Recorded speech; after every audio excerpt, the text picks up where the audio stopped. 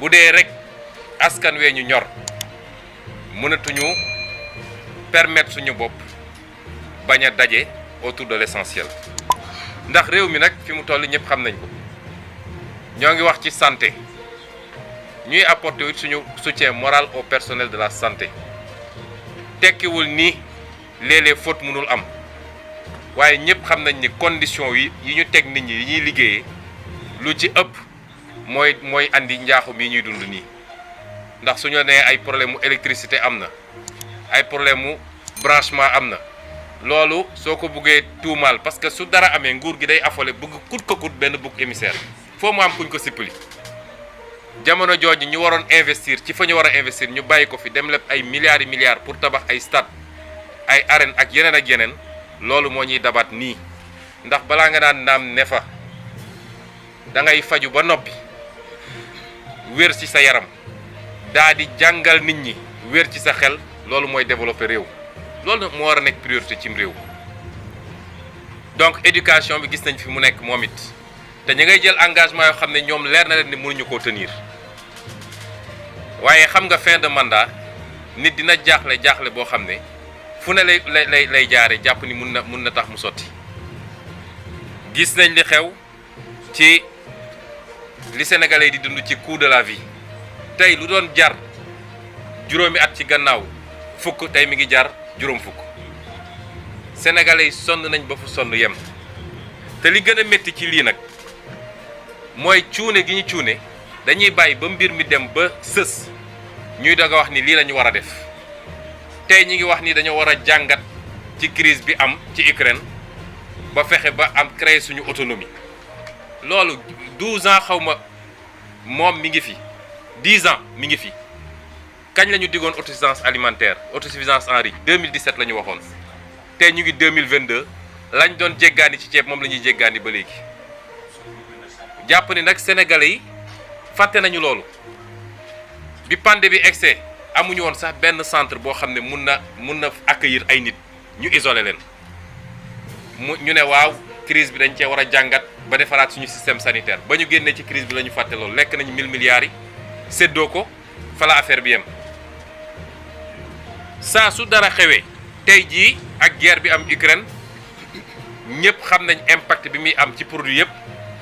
ñu naan lii dañ cee war a jàngat ba développer suñu agriculture développer suñu industrie moom daal su situation amee ba fitna taxaw rek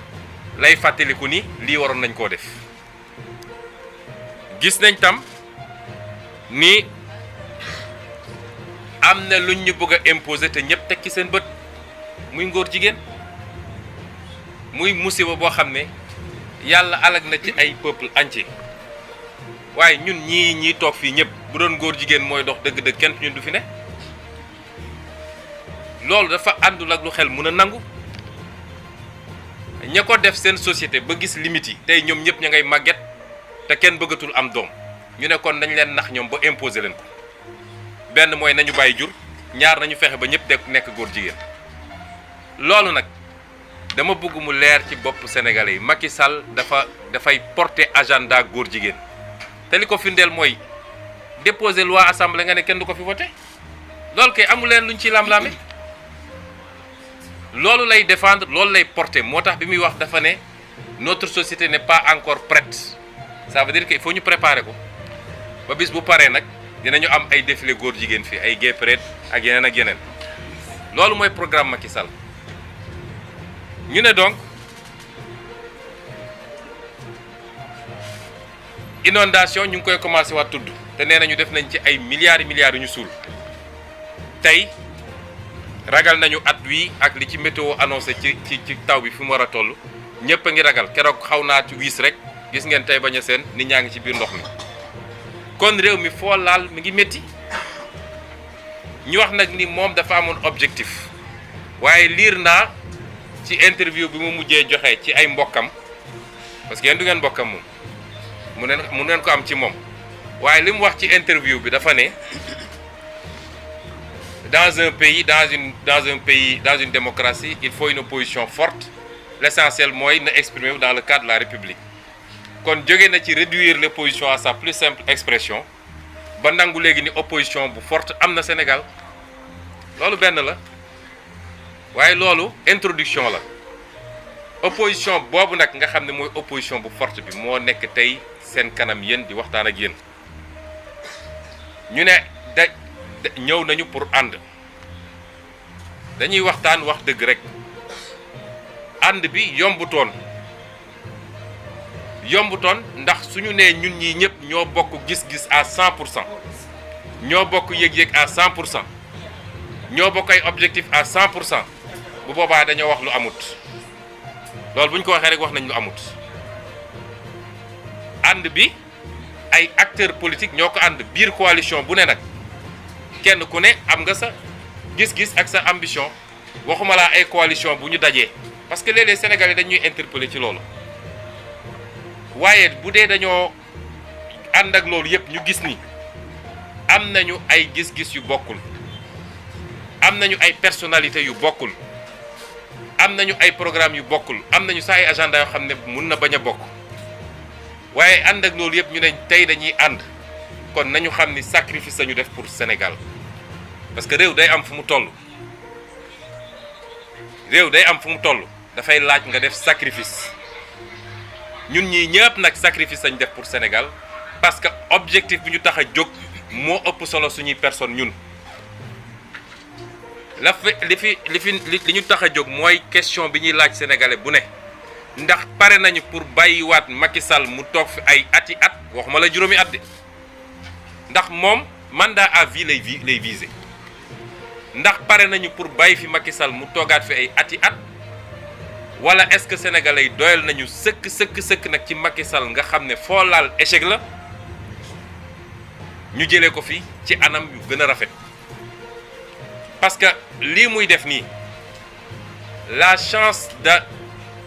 d'arriver à une alternance démocratique et pacifique la fi bëgg a jëlee moo tax ñiy wax waxu fitna nañu wax fan la fitna bi jóge dama ne président Senghor nekk na fi 20 ans bi mu commencé def ouverture démocratique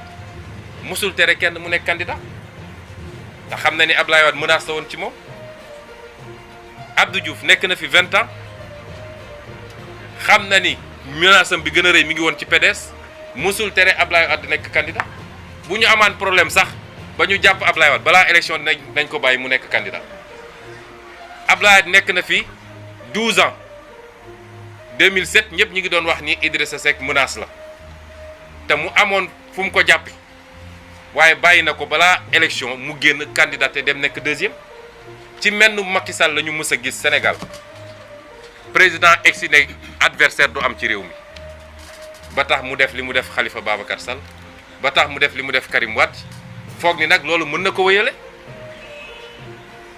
loolu la ñu ne fitna gi foofu la jóge te suñu bëggee seet fitna dëgg ku bëgg a àtte da ngay seet ki tooñ nga jàpp ci loxo bi mais Sénégal am na ñoo xam ne jàpp nañ ni ki yor nguur lu ko neex rek mën na koo def peut-être conception bi ñu am ci buur bu njëkk ba ñun nekkatuñu ci nguur nekkatuñu ci royaume ñun dañoo nekk ci république et c'est le citoyen qui décide.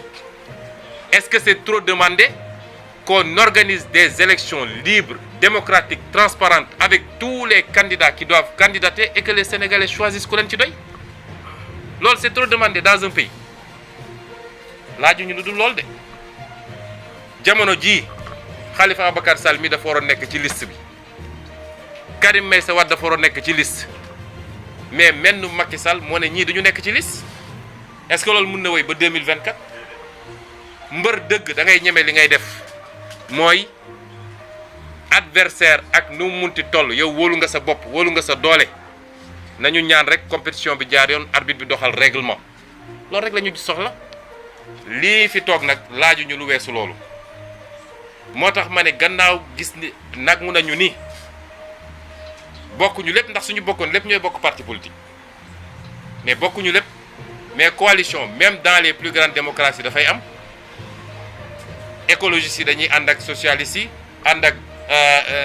nu mu tudd communistes yi libéraux yi ànd ak ñeneen loolu mooy àdduna waaye nag ànd bi am na lu ñu waxul ci